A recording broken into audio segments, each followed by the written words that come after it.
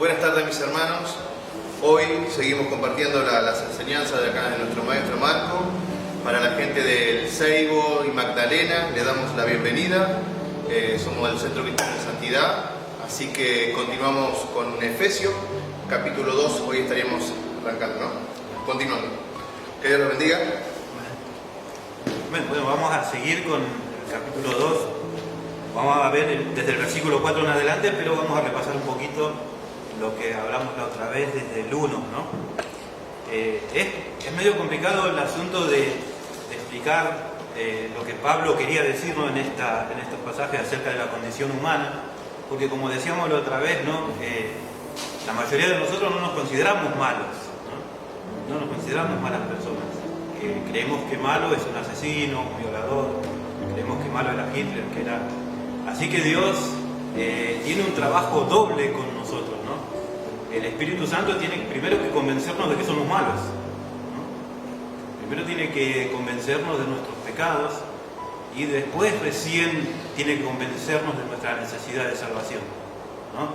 Y después nosotros ahí, cuando Dios nos convence de que somos pecadores, que necesitamos la salvación, recién ahí nosotros podemos aceptar el verdadero regalo de Dios, porque el verdadero regalo de Dios no es...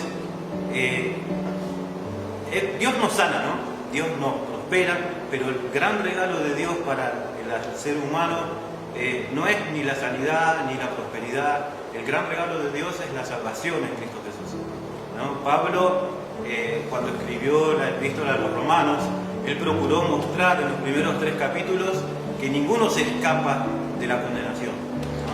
Que no hay ninguno justo. Primero trata de mostrar cómo los paganos son pecadores, después trata de hablar, demuestra cómo los moralistas son pecadores, ¿no? Porque también hay gente que cree que es mejor, ¿no? Vieron que nosotros a veces cuando hablamos de los presos, ¿no? Nos gusta hablar, ¿no? Vieron que ahora con el asunto de que liberaron presos, ¿no? Y mirá, ¿cómo puede ser que liberaron a este? ¿Cómo puede ser este vecino es esto otro? Nos gusta, pero Pablo decía, ¿no? Que nosotros hacemos lo mismo, ¿no? Nos matamos juzgando a los demás, pero quizás nosotros en la situación de esas personas también hubiéramos hecho lo mismo, ¿no? Si nosotros hubiéramos sido criados en una familia muy, muy, muy pobre, con padres que se drogan, con padres y madres drogadictos que nos pegarían, nos castigarían todo el día, seguramente nosotros también, porque dentro de nuestro corazón está esa raíz de maldad, que es la misma raíz de maldad que llevó a esos a ser asesinos, ¿no? Es lo mismo que está en nosotros, no somos diferentes, ¿no? Pablo dice, ¿no?, a lo último en Romanos, entonces somos mejores que ellos, porque ya hemos acusado a judíos y a gentiles de que son pecadores. Y él dijo, en ninguna manera, porque no hay justo ni a uno, no hay quien haga lo bueno, no hay ni siquiera uno. Y termina Pablo en esos 3 versículos con que por cuanto todos pecaron y todos están destituidos de la gloria de Dios. Ninguna persona es merecedora de la salvación. Y ese es el trabajo más grande que tiene el Espíritu Santo hoy en día en el mundo, inclusive en la iglesia a veces, ¿no? Porque nosotros, muchos en la iglesia vinieron porque tenían problemas, ¿no? Problemas matrimoniales, alguna enfermedad, fueron sanados, fueron prosperados, pero no fueron convencidos de sus pecados, ¿no? Están en la iglesia porque les va mejor, porque Dios los acompaña, todo eso, ¿no? Pero Dios quiere que nosotros reconozcamos que somos pecadores. Una vez Jesús, cuando estaba creo que en la casa de Simón, ¿no? un fariseo, ¿se acuerdan que fue una mujer que era pecadora? Una prostituta, que este hombre lo recibió a Jesús, lo invitó, y cuando esta mujer entró en la casa de Simón, se tiró al piso y empezó a llorar y le enjugó los pies con las lágrimas y se los secó con los cabellos. Y ¿se acuerdan, no? Jesús le dio una enseñanza, ¿no? de un hombre que debía muchísima plata y que el acreedor se la perdonó. Y después le dio el ejemplo de uno que le debía poquita. Y le dijo, ¿quién crees que va a amar más? ¿Al que le perdonaron mucho o al que le perdonaron poco? Y Simón dijo, y seguramente al que le perdonaron mucho, ¿no? Y entonces Jesús dijo, ves, mira, yo desde que entré acá vos no me diste un beso, no me saludaste, no me diste una toalla y una palangana con agua para que me lave, pero desde que entró esta mujer se puso a llorar y no cesó de lavarme los pies con sus lágrimas, los enjugó con su cabello, ¿no? Por eso digo que sus muchos pecados le son perdonados, porque amó mucho. O sea, lo que quiso decir Jesús no es que Simón el fariseo no era pecador, sino que el problema es que este hombre no se sentía pecador y creía que era mejor que esa mujer. ¿Se acuerdan? Él dijo, si este hombre de Jesús, si este hombre sería profeta, se daría cuenta quién es esa mujer, una pecadora, ¿no? O sea que el problema es que hay gente que cree que debe menos y en realidad todos le debemos un montón. Es como la parábola de los dos deudores, ¿no? Todos le debemos a Dios tenemos con Dios una deuda impagable, ¿no? ¿Se acuerdan? El que le debía más le debía 60 millones de denarios. O sea, el denario era lo que se le pagaba por un día de trabajo. O sea que este hombre, para pagar su deuda, tenía que trabajar 60 millones de días. Y un ser humano más o menos no llega a vivir, no sé si, a ver, son 365 días por año, ¿no? 10 años son 3.650, ¿no? O sea, en 10 años, trabajando de año, le pagaríamos 3.650 denarios. En 100 años serían 300.000. O sea, y este hombre le debía 60 millones de denarios, una deuda que nunca la podía haber pagado. Y esa es la deuda que nosotros teníamos con Dios. Es la deuda que nosotros, o sea, algo que es impagable. Pero el problema es que Dios entonces tiene ese doble trabajo, ¿no? Primero, mostrarnos que somos pecadores. El otro día estaba pensando un poquito, ¿no vieron que a veces nosotros usamos la salvación? Yo una vez escuché a una persona que decía, es como que Dios va en un barco, ¿no? Y nosotros nos estamos ahogando y lo que hace Dios es tirarnos el salvavidas para que salgamos. Pero ¿saben que esta ilustración no es buena? No está bien, porque ¿saben? Dios no solamente, Dios está en el barco, podríamos decir, ¿no? Nosotros nos estamos ahogando, pero Dios se tiene que tirar al lado de nosotros y nos tiene que convencer que nos estamos ahogando. Es como un bombero que tiene que salvar a una persona, pero esa persona no se siente que se está quemando. Así que el bombero tiene que decir, mire, señor, le digo a usted que se está quemando, ¿no? Eso es el pecado, ¿no? Estamos tan acostumbrados al pecado, estamos tan metidos dentro del pecado, que no nos damos cuenta de la gravedad. Y el Espíritu Santo tiene que venir a nosotros y decirnos lo que de verdad somos. Por eso Pablo escribió estos 3 primeros versículos, ¿no? Pablo no quería hablar del pecado en sí, Pablo quería demostrar lo grande que es la gracia de Dios. Pero para demostrar lo grande de la gracia de Dios, Pablo primero tenía que mostrar la profundidad del pecado en el cual estamos, ¿no? Dios nos puso, dice, en los lugares celestiales, pero para demostrar lo alto que es eso, Pablo primero tenía que demostrar en lo profundo que estábamos, en el pozo en el cual estábamos enterrados con el pecado. Y lo peor de todo es que no podíamos salir de ahí. Y lo peor de todo, más peor todavía, es que no queríamos salir de ahí. Es como dice, ¿no?, el dicho, la puerca lavada vuelve a revolcarse en el cielo, ¿no? A nosotros nos encantaba revolcarnos en el pecado. Y por eso Jesús dijo, ¿no?, el Espíritu Santo, cuando venga el Espíritu Santo, va a convencer al mundo de pecado, ¿sí? O sea, lo primero que tiene que hacer Dios en nosotros es convencernos de que somos pecadores. Y no solamente a la gente del mundo, ¿no? Nosotros no somos ya pecadores, ¿no? Pero pecamos a veces, ¿no? Y a veces con el tiempo esos pecados los aceptamos como parte nuestra. Alguna cosita hago, ¿no? Decimos, alguna malas palabritas por ahí, alguna miradita por ahí, a veces veo esto, pero no pasa. Y el Espíritu Santo tiene que de nuevo venir a convencernos de que eso está mal. Así que, ¿y qué usa el Espíritu Santo para convencernos de que las cosas están mal? La palabra de Dios, ¿Por qué necesitamos la palabra de Dios? Porque el mundo hoy en día está tan corrompido en las costumbres, en la forma de vestirse, en la forma de hablar, en la forma de hacer las cosas. Está tan corrompido que ya no sabe lo que está bien y lo que está mal. Hoy se llama a lo bueno malo y a lo malo se llama bueno, ¿no? Miren, yo no pensaba no hablar de esto, pero el otro día estaba viendo en una página de internet una mujer, el apellido es Rowling, no sé si la conocen, la mujer que escribió Harry Potter, ¿no? Es una mujer súper exitosa, está escribiendo un libro, pero a esta mujer se le ocurrió la herejía, la locura de decir que un transexual no es una mujer, ¿no? O sea, creo que todos sabemos eso, ¿no? Un transexual es un hombre que se viste de mujer. Pero en el mundo de hoy en día, si usted dice eso, se le va a caer encima todos los de derechos, ¿no? Los derechos de los homosexuales. A esta mujer, un montón de escritores la condenaron por decir eso. Es más, le dijeron a la editorial que no publique el libro que ella está por escribir, que está escribiendo.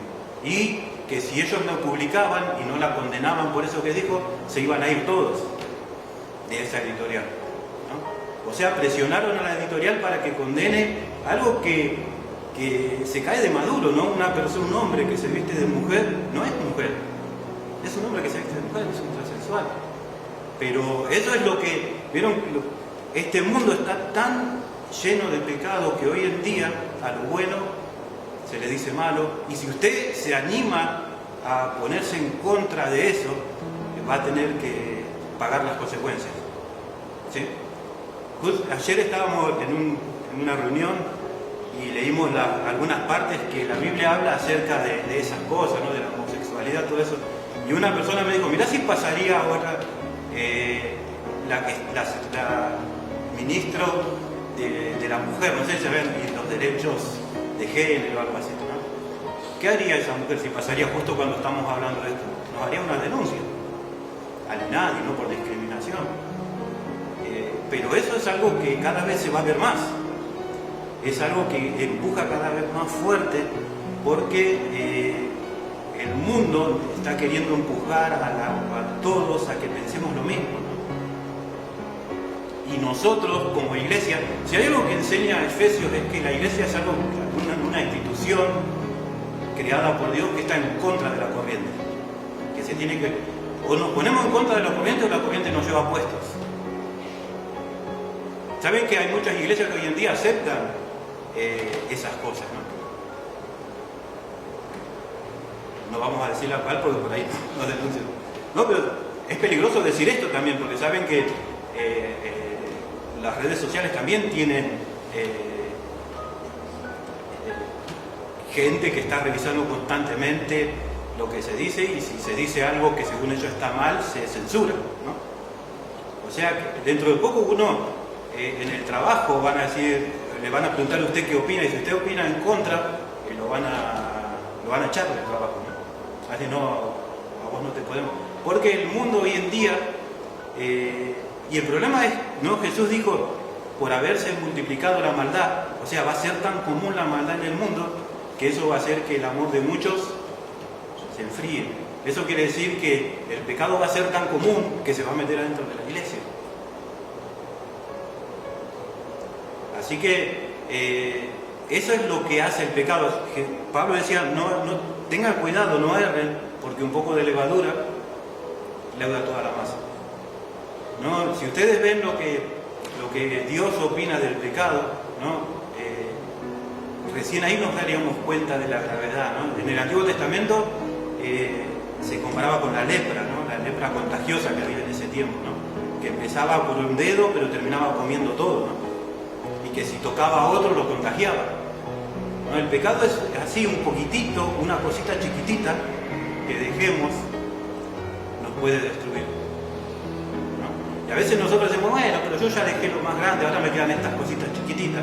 Y se acuerdan, creo que en Proverbios, ¿no? En Eclesiastés, en Cantares, reclara, dice, las zorras pequeñas son las que echaron a perder las viñas, ¿no? Porque en ese tiempo se hacía vallado todo alrededor de las viñas para que los zorros grandes y otros animales no puedan entrar, pero las zorras pequeñas, que eran chiquititas, cavaban por adentro, ¿no? Y se metían fácil y comían la raíz de la viña, ¿no? Y hacían que la viña se seque, ¿no? O sea, lo que quiere decir ahí es que las cositas chiquititas que uno tiene pueden destruir nuestra vida. Porque el pecado no se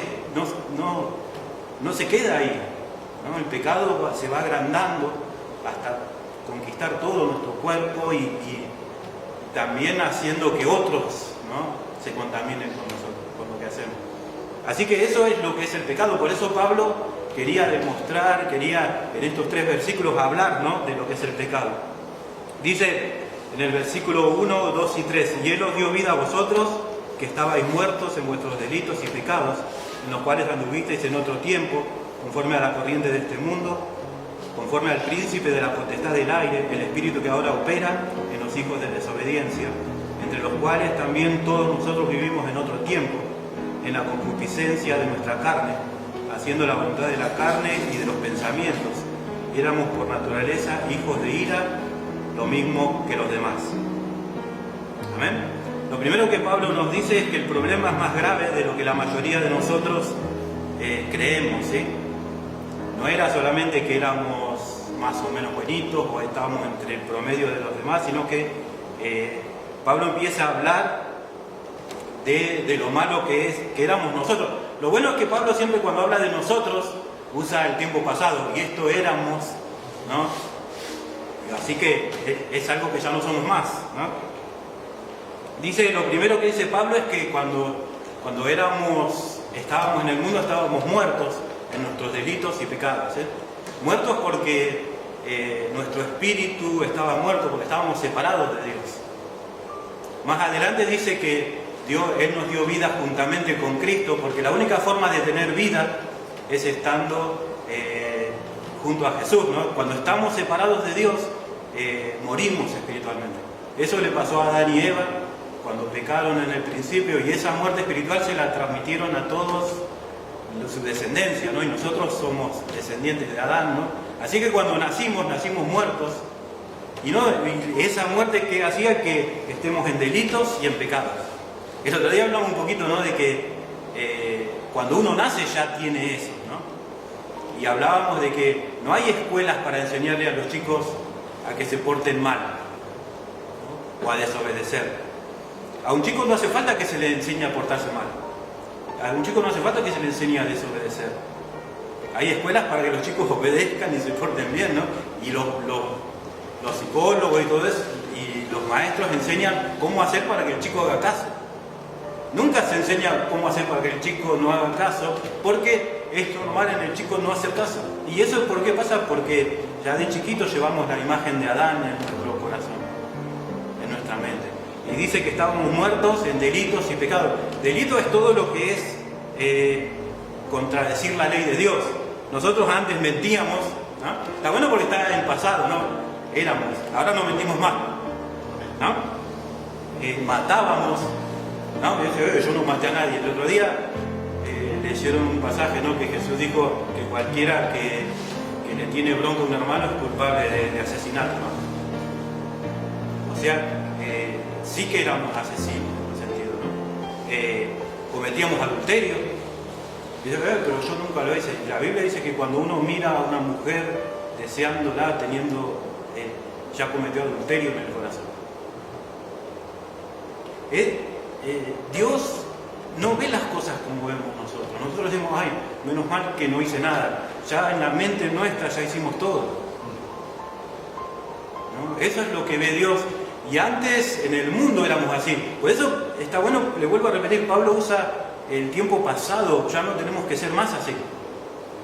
Antes, como Pablo sigue diciendo más adelante, éramos esclavos de esas pasiones, éramos esclavos de esos deseos, pero ahora que estamos en Cristo ya no tenemos más, ¿sí? No me voy a adelantar, ¿no?, pero más adelante Pablo dice eso, ¿no? Nosotros ya no tenemos que vivir atados, ¿no?, a nuestros delitos, a nuestros pecados. La palabra pecado es errarle al blanco, también quiere decir no cumplir con el propósito, ¿no? Antes, no hacer lo que se espera de alguien, ¿no? Eso quiere decir pecado, no hacer aquello para lo cual fuimos creados. Y hoy en día se ve claramente que el ser humano no hace, ¿no?, la voluntad de Dios. Nosotros fuimos creados para hacer a la imagen de Dios, fuimos creados para hacer la voluntad de Dios. Y cuando estábamos en el mundo, ¿hacíamos la voluntad de Dios? Hacíamos lo que Dios quiere, lo que Dios quería. ¿No? Por eso es pecado. No todas las personas que están fuera no cumplen el propósito que Dios había dispuesto para ellos. Así que bueno, esta es la condición del ser humano. ¿Qué les parece? ¿Les parece buena? ¿Les parece que había algo de bueno en el ser humano? Ahora díganme ustedes la verdad, si ustedes serían Dios y ustedes crearían algo perfecto, ¿no? Como fue el ser humano, dice la Biblia que cuando creó al ser humano era en gran manera bueno, no era bueno, Dios es lo bueno en gran manera. Ahora ustedes, esa creación que ustedes hacen no solo se les revela, sino que hace todo lo contrario a lo que usted quería que haga. Y lo desafía, ¿no? Porque dice la Biblia, es increíble cómo el hombre desafía a Dios. No solamente se revela la voluntad de Dios, sino que lo hace a propósito, ¿no? Dice, contiende, ¿no? La Biblia dice que habiendo conocido la voluntad de Dios y que Dios está en contra de esas cosas, no solo la hacen, sino que se complacen con los que la practican. O sea, en Apocalipsis, por ejemplo, habla de cuando Dios empiece a mandar sus juicios, ¿no?, sobre la tierra, pero dice que los hombres, en lugar de arrepentirse, van a maldecir al que está sentado en el trono y al Cordero. Imagínense ustedes, ¿no?, crean algo buenísimo como el ser humano, pero eso que ustedes creen decide rebelarse totalmente a lo que ustedes, aquello para lo cual ustedes lo crearon. Deciden hacer todo lo contrario, deciden portarse mal, deciden... Ahora, ¿ustedes qué harían con eso? ¿Qué harían con esas personas?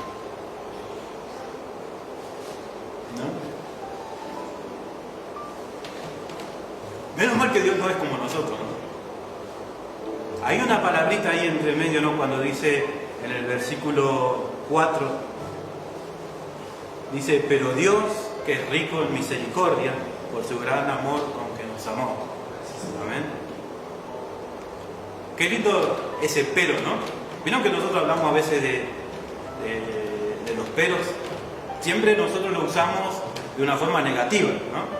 Vieron cuando decimos todo muy lindo, pero, ¿no? Y empezamos a hablar como los dos espías, ¿no? Es verdad, la tierra es buena, de ahí fluye leche y miel, miren lo que trajimos, lo que es un racimo de uvas gigante, pero hay gigantes, pero las murallas son hasta el cielo, pero parecíamos langostas. Nosotros siempre usamos el pero de una forma negativa, pero cada vez que la palabra pero aparece en la Biblia acompañada de Dios, es totalmente todo lo contrario. Dios, o sea, nosotros merecíamos ir al infierno, nosotros estábamos condenados, nosotros hacíamos lo que se nos antojaba, nos rebelamos en contra de la voluntad de Dios, nosotros vivíamos satisfaciendo nuestros deseos carnales, nosotros mentíamos, nosotros vivíamos solamente para nosotros, y Dios podría habernos dejado ahí, pero Dios no es como nosotros, porque Dios es rico en misericordia por su gran amor con que nos amó, aún estando nosotros muertos en delitos y en nuestros pecados, nos dio vida juntamente con Cristo. ¿Amén? Qué bueno, ¿no? ¿Se acuerdan lo que era cuando estaban en el mundo? Qué bueno que Dios nos dejó así, ¿no? Él podría hacerlo y nadie le podría haber acusado de nada. Él podría habernos dejado muertos en nuestros delitos y pecados. Él podría haberlo hecho tranquilamente, pero Dios no es así, ¿eh? Dice la Biblia, la Biblia dice, más adelante vamos a hablar un poquito, ¿no? Pero la Biblia dice que Él no tiene amor, dice que Dios es amor. El amor de Dios es inmedible. El amor de Dios es inconmensurable, no tiene medida, ¿no? Menos mal que Dios no es como nosotros, dice, pero Dios, que es rico en misericordia por su gran amor con que nos amó, aún estando nosotros muertos en pecados, nos dio vida juntamente con Cristo. Por gracia sois salvos. Y juntamente con Él nos resucitó. Y no solamente nos resucitó, sino asimismo nos hizo sentar en los lugares celestiales juntamente con Cristo, para mostrar en las edades venideras las abundantes riquezas de su gracia, en su bondad para con nosotros en Cristo Jesús. Y viene uno de los versículos más importantes de la Biblia, Efesios capítulo 2, versículo 8, porque por gracia sois salvos por medio de la fe. Y esto no de vosotros, porque no podían hacer nada, sino que es un don de Dios, no por obras, para que nadie se gloríe, porque somos hechura suya, creados en Cristo Jesús, para buenas obras, las cuales Dios preparó de antemano para que anduviésemos en ellas. Amén. Amén. Qué buen pasaje, ¿no? Si lo hubiéramos dejado hasta el 3, era sombrío el asunto, ¿no? Estábamos muertos, no merecíamos nada, pero de golpe aparece el capítulo 4, ¿no? Dice, pero Dios, que es rico en misericordia, ¿no? Por su gran amor. La palabra, ¿saben que la palabra gran en griego es la palabra polus, que quiere decir muchísimo y abundante? Y la palabra amor en griego es la palabra ágape. Creo que todos más o menos sabemos, ¿no? ¿Sabe que en griego había 3 o 4 palabras para amor, ¿no? Estaba fileos, que es el amor entre amigos, el amor filial, ¿no? Estaba eros, ¿no? El amor eros, que es el amor de pareja, ¿no?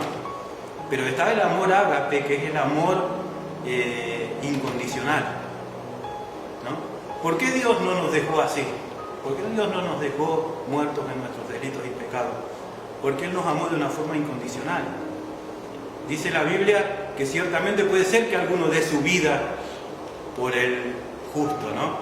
Pero Dios muestra su amor para con nosotros, en que siendo aún pecadores, Cristo murió por nosotros. Ese es el gran, no es poquitito amor, no es el gran amor con que nos amó. Y ese amor no dependía, hermano, nosotros no éramos amables, ¿eh? No éramos personas. ¿Vieron cuando uno adopta a un chico, cuando van a un... ¿Qué buscan? El que mejor se porta, el más lindo, el más... nosotros, si estaríamos en un orfanato, no nos adoptaría nadie. No éramos candidatos al amor de Dios. Pero por eso ese amor, el ágape, el amor que da todo sin esperar nada a cambio. Ese es el amor que Dios quiere también formar en nosotros, ¿no? Cuando Pablo habla en 1 Corintios 13 y dice, si yo hablase humanas y angélicas y no tengo amor, habla de ese amor, no el amor desinteresado.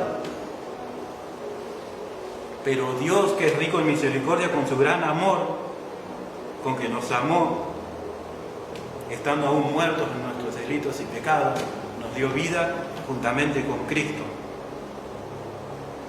Después dice dos cosas, ¿no? Del amor de Dios fluyen dos cosas. Primero, misericordia, ¿sí? ¿Saben que misericordia quiere decir no darle o no tratar a alguien como se lo merece? Una vez cuentan una historia, ¿no?, de que fue una mamá, una mujer, a hablar con el emperador Napoleón, ¿sí? Y fue a pedirle misericordia por su hijo, ¿no? Le dijo, emperador, por favor, tenga misericordia de mi hijo que está condenado a muerte. Y Napoleón leyó, ¿no?, en los papeles que hablaban del hijo, y dijo, no, pero su hijo mató a 2 personas, su hijo merece morir. Y la mujer le dijo, sí, yo ya sé que merece morir, por eso le estoy pidiendo misericordia. Si no, le pediría justicia, pero le estoy pidiendo misericordia. Eso es lo que es Dios, ¿eh? Nosotros merecíamos morir, nosotros merecíamos ir al infierno. Éramos por naturaleza hijos de ira. Nuestra naturaleza misma nos llevaba al infierno. No es que íbamos al infierno porque Dios nos manda, nosotros solos nos íbamos. Éramos merecedores de la ira de Dios. Pero Dios, que es rico, Dios no tiene... La Biblia, cuando habla de la misericordia de Dios, dice que Dios es rico, que Dios se complace en tener misericordia. No es que dice, bueno, está bien, lo voy a salvar a Esteban, porque no, dice que Él le gusta, ¿no? Miren qué lindo, ¿no? Él no tuvo misericordia porque dijo, bueno, esto ya me tiene cansado, vamos. No, Él tuvo misericordia porque se complace en tener misericordia. Dice el Salmo 103, misericordioso y clemente Jehová, grande en misericordia, ¿no? Lento para la ira y grande en misericordia, ¿no? O sea, eso es lo que obra, así es Dios con nosotros, ¿no? Y gracia es tratar o darle a alguien lo que no se merece, ¿no? Eso es, somos salvos no porque lo merecemos. Nadie se merece ser salvo, ¿no? Después vamos a hablar un poquito de ese texto, ¿no? Cuando Pablo dice, porque por gracia sois salvos. Pero tratar a alguien con gracia es tratar a alguien de una forma que no se merece. Nosotros no estamos acá en la iglesia porque no merecemos estar acá. Un día cuando estemos en el cielo no vamos a decir qué lindo, yo llegué acá porque yo fui un buen creyente. Nunca, nunca, nunca vamos a ser salvos por nuestros méritos. Dice, por gracia sois salvos por medio de la fe, ¿no? Así que misericordia es no darle a alguien lo que se merece, y gracia es darle a alguien lo que no se merece, ¿no? Dios nos dio la salvación y no la merecíamos, ¿no? Después dice tres cosas importantes, ¿no? Dice, primero, que nos dio vida juntamente con Cristo. ¿Saben que en griego hay tres palabras para con? ¿Sí? Una es para, la otra meta, y la tercera es sum, ¿sí? La palabra para y meta quiere decir estar junto a alguien, pero la palabra sum es estar unido, estar pegado, estar adherido, ¿sí? Pablo, cuando dice que nos dio vida, usó la palabra sunsopateio, que quiere decir estar pegado a alguien para recibir vida. O sea, lo que está Pablo acá hablando es que nosotros tenemos vida porque estamos de tal forma unidos a Cristo. ¿Saben que la Biblia dice, Jesús dijo, yo soy el camino, la verdad y la vida, ¿no? La única forma de tener vida verdadera es estar unidos, pero no una unión así de que Él está al lado mío, sino esa unión en la que llegamos a ser casi uno, ¿sí?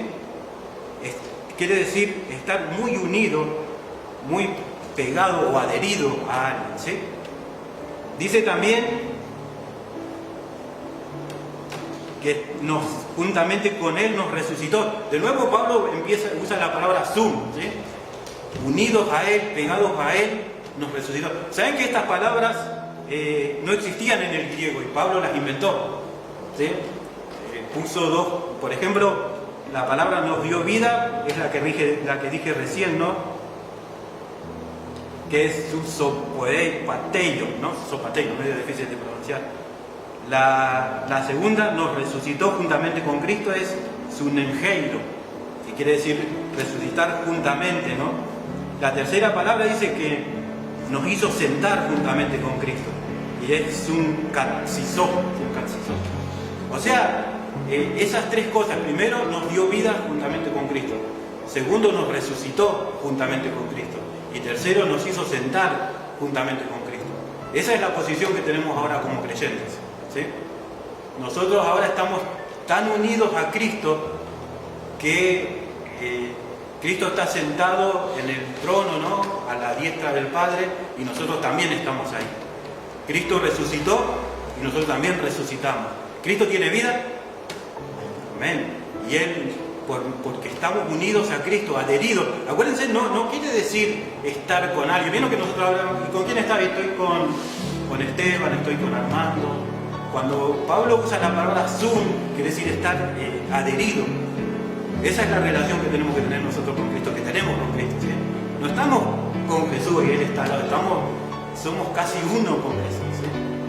Por eso somos participantes de su vida, ¿sí? Por eso estamos sentados en los lugares celestiales juntamente con Cristo.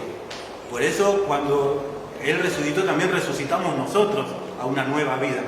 Acá Pablo empieza a hablar, ¿no?, si se dan cuenta, de todo lo contrario a lo que éramos antes cuando estábamos en el mundo, ¿sí?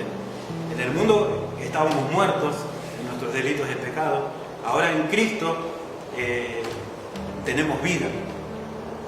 En Cristo en el mundo estábamos muertos, pero ahora resucitamos. Antes estábamos gobernados por el enemigo, por el diablo. Ahora estamos sentados en los lugares celestiales juntamente con Cristo. Cambió totalmente nuestra posición. Antes vivíamos revolcados en el pecado, en el lodo, ¿no?, en un pozo donde no podíamos salir. Ahora Jesús nos sacó de ese lugar, nos dio vida, nos resucitó y nos sentó juntamente con Él en los lugares celestiales.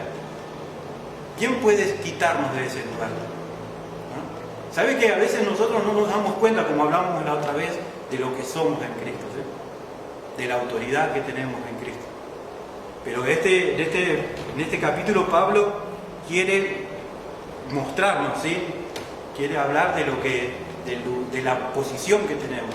Después sigue diciéndonos en el 7, para mostrar en las edades venideras las abundantes riquezas de su gracia en su bondad para con nosotros en Cristo Jesús. Acá cuando dice mostrar, ¿saben qué? Está bueno, ¿no? Porque acá Pablo da la imagen. No sé si fueron alguna vez a un lugar donde hay trofeos. Vieron que a veces vamos a la casa de alguien que era un deportista y vemos, ¿no? ¿Y qué hace? Lo primero que hace, los trofeos ustedes lo tienen escondidos. ¿Vieron algún trofeo escondido tirado por ahí? No.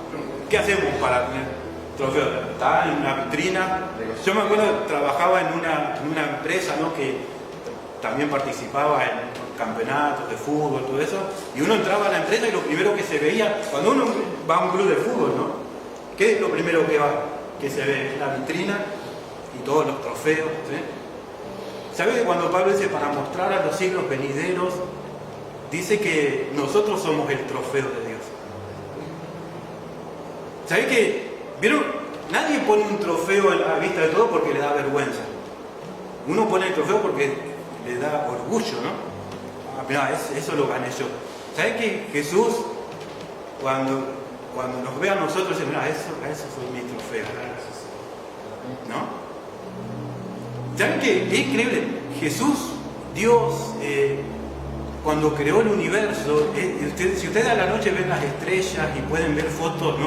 de la NASA, y entrar a la NASA y ver fotos de los telescopios, ¿no? Y ver las galaxias, es gigantesco el universo, ¿no? Pero ese no es el trofeo de Dios. El trofeo de Dios somos nosotros. Él dice para mostrar en los siglos venideros, ¿no? Las abundantes riquezas de su gracia, ¿no? Él está orgulloso, por decirlo de una forma, ¿no? De nosotros. Pero que nosotros a veces no nos valoramos. Eso no valora nada. Para Dios somos su trofeo, ¿sí? Después sigue diciéndolo. Y en los siglos venideros, ¿saben? Estaba leyendo el otro día una cosa, no sé si conocen un predicador en el siglo XIX que se llamaba Spurgeon, y él escribió esto, miren, cuando todos los santos se reúnan en su casa, o sea, en los cielos, ¿saben que algún día vamos a ir a casa? La Biblia dice que ahora somos peregrinos, ¿no? Algún día vamos a estar en casa, dice, ellos aún hablarán y contarán las maravillas del amor de Dios en Cristo Jesús. ¿Saben que por la eternidad vamos a hablar de eso, sí? Por eso dice para mostrar en los siglos venideros, no acá dentro de 10 días, en los siglos venideros, ¿sí? Contarán las maravillas del amor de Dios en Cristo Jesús, y en las calles de oro ellos se levantarán y dirán lo que Dios ha hecho por ellos, ¿sí? ¿Cuánto le dan gracias por lo que Él hizo? ¿Saben que de eso nunca más en la vida nos vamos a olvidar? En el cielo quizás nos vamos a olvidar de todo. No nos vamos a acordar de muchas cosas de acá de la tierra. Lo que nunca nos vamos a olvidar es del día que Él nos liberó. ¿Sí?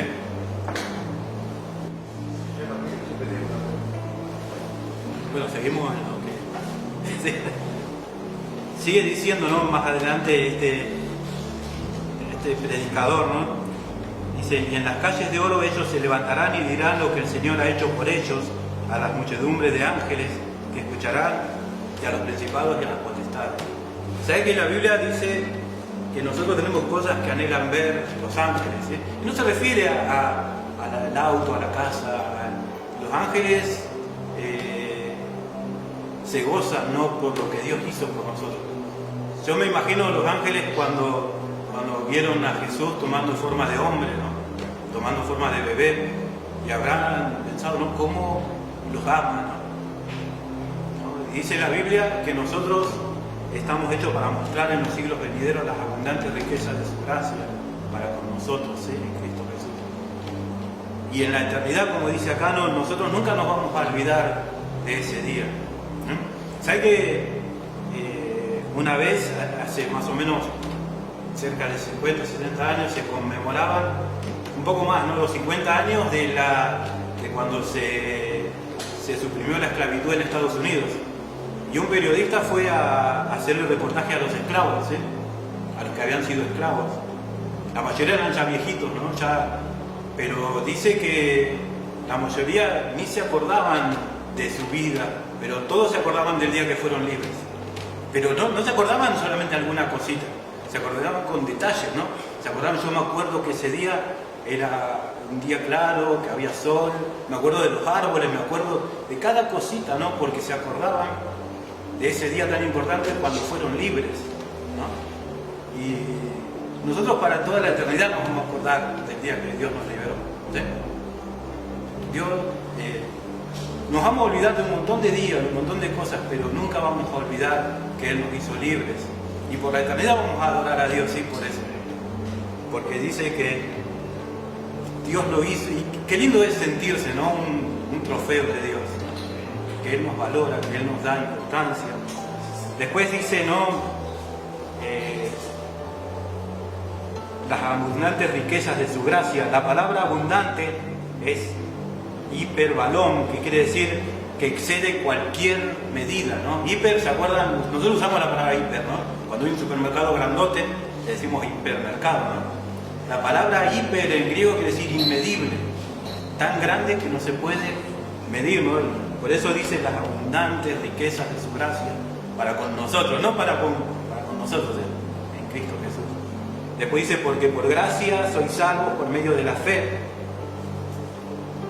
Y esto no de vosotros, pues es don de Dios, no para que nadie se gloríe. La palabra sois salvos está en presente indicativo, o sea,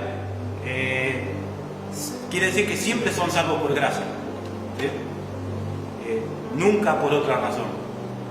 Nunca somos salvos por lo que hacemos, ¿sí?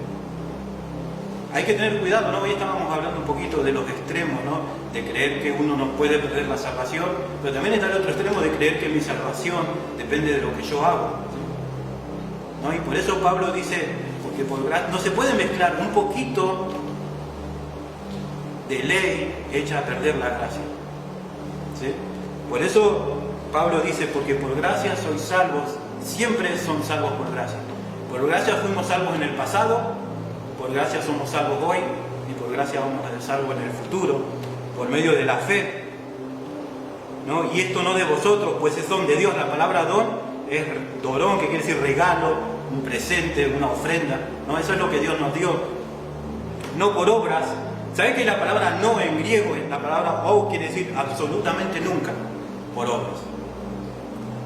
Totalmente negativo, no se puede ser salvo por obras, ¿no? Por eso Pablo dice, porque por gracia sois salvos por medio de la fe, y esto no de vosotros, no, ustedes nunca pueden ser salvos por sí mismos, pues es don de Dios, no por obras, para que nadie se gloríe. La palabra gloriarse es hacer alarde, ¿no? Y gloriarse, fanfarronear, ¿no? Yo soy salvo porque yo soy mejor que... Mira que a veces nos comparamos entre cristianos, yo soy mejor que aquel, yo soy... ¿no? Creemos que en algún momento depende de nosotros. Y lo último, ¿no? Dice, porque somos hechura suya. ¿Saben que esa palabra hechura en griego es poema? Viene de ahí viene la palabra poema. Quiere decir obra maestra. Quiere decir una obra de arte, ¿no? O sea, somos hechura, somos la obra maestra de Dios, ¿no? Eso es lo que les decía hoy, ¿no? Dios, si uno ve el universo, es hermoso. Si uno va a las montañas, se queda asombrado de la grandeza de la creación de Dios, ¿no? Dios creó cosas maravillosas, pero para Dios la obra maestra somos nosotros, ¿no? Por eso Él dice que nos tiene exhibidos, ¿no? Para manifestar en los siglos venideros las abundantes riquezas de su gracia, ¿no? Para Dios, Él está orgulloso de nosotros, Él se siente contento, ¿no? Él cada vez que lo ve a Esteban, ¿cómo lo amo? ¿Cómo? Él es mi obra maestra, ¿no? Y nosotros decimos yo, ¿no? Yo puedes, pero cada uno de nosotros somos la obra maestra de Dios, ¿no? No somos cualquier cosa, ¿no? Y dice, creados en Cristo Jesús para buenas obras, las cuales Dios preparó de antemano, ¿sí? O sea, acá lo que Pablo habla es, ¿qué hacíamos antes nosotros cuando estábamos en el mundo? Malas obras, ¿no? Ahora dice la Biblia que nosotros tenemos una nueva naturaleza. Dios nos creó de nuevo, ¿sí?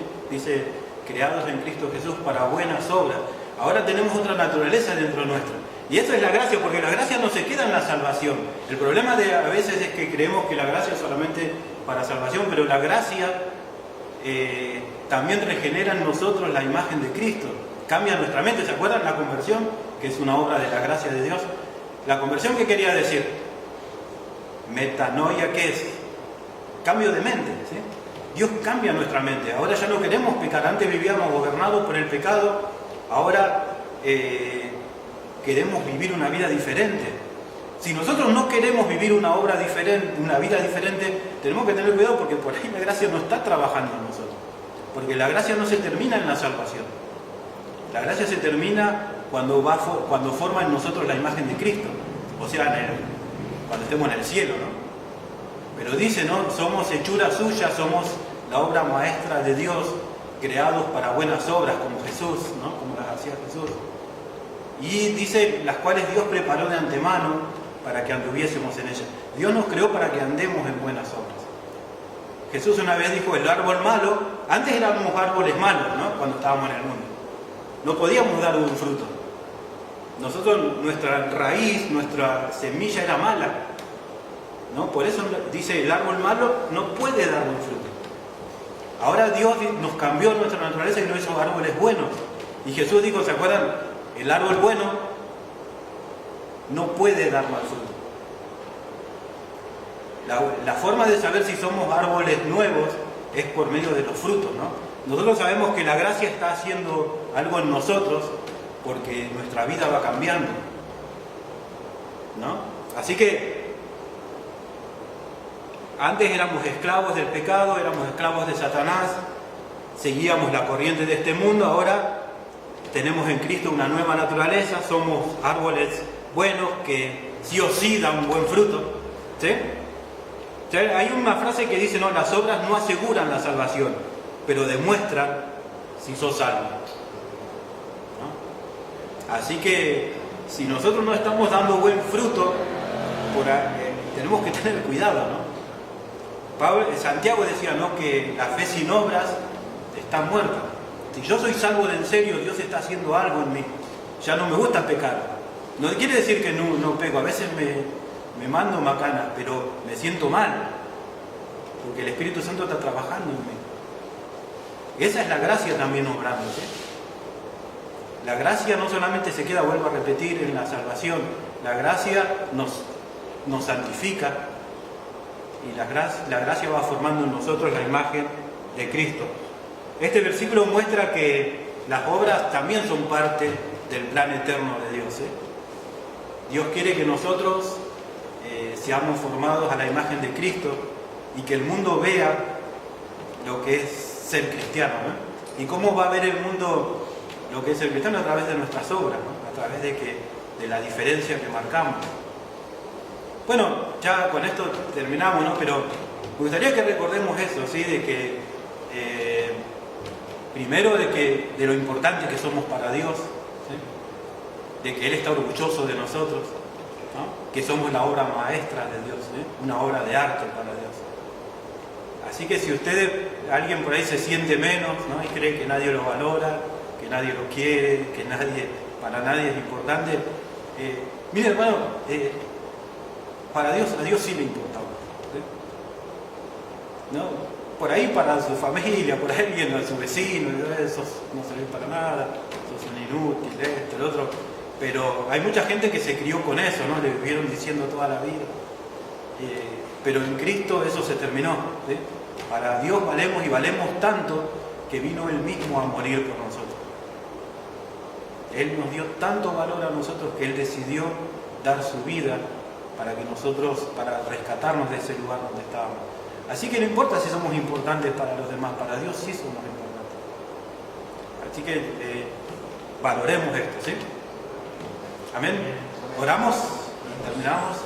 Señor, te damos gracias porque somos tu obra maestra. Nos cuesta a veces creer esto, Dios, porque cuando lo decimos parece, porque vemos nuestra condición, vemos nuestros pecados, Señor, pero te damos gracias porque no nos vemos como nosotros nos vemos, sino queremos vernos como vos nos ves, Señor. Gracias porque diste tu vida, gracias porque no nos dejaste como estábamos muertos en nuestros delitos y pecados, sino que nos diste vida juntamente con Cristo, y juntamente con Cristo nos resucitaste, juntamente con Cristo también nos sentaste en los lugares celestiales y nos pusiste en una nueva posición, y te damos gracias por eso, Señor. Gracias, Señor, porque nos valorás y nos amás tanto de una forma que no entendemos, pero te damos gracias, Señor, por ese amor y esa misericordia que tenés.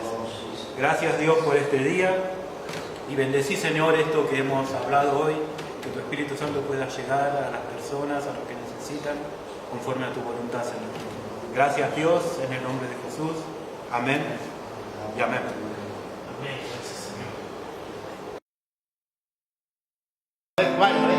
Quiero levantar a ti mis manos, maravilloso Jesús, milagroso Señor, llena este lugar de tu presencia, haz descender tu poder a los que estamos aquí.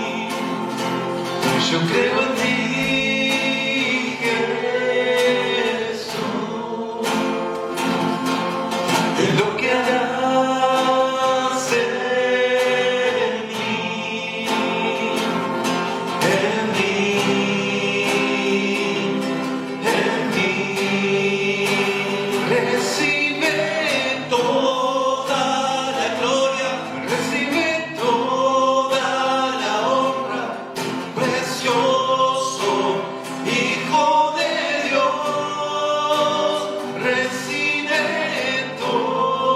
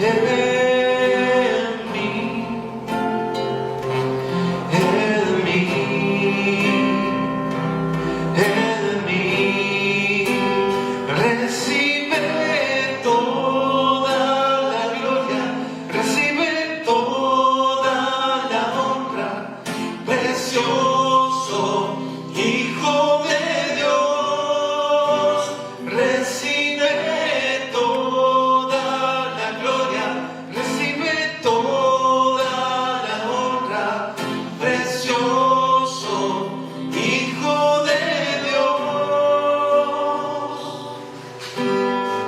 Gloria a ti, Señor. Te alabamos, te bendecimos y te entregamos lo mejor de nuestra alabanza a ti. En el nombre de Jesús, todos decimos amén y amén.